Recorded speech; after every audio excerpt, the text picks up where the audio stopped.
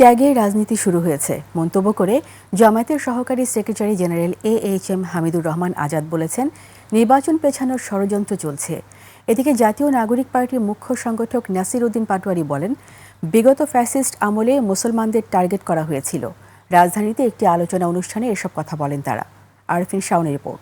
সিল্কোর silk and shine, যাতে আছে argan oil ও ওট প্রোটিনের গুডনেস, যা আপনার চুলকে রাখে হেলদি অ্যান্ড শাইনিং।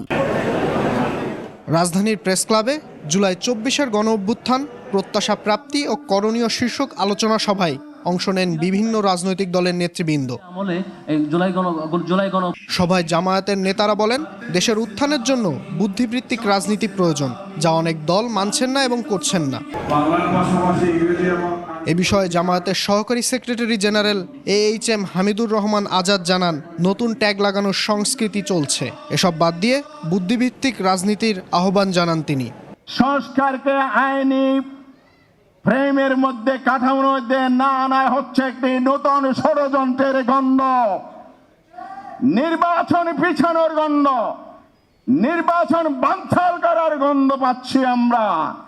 যারা এই ষড়যন্ত্র করবে, আইনি ভিত্তি রচনার বিরোধিতা করবে, তাদেরকে এই দায়িত্ব নিতে হবে।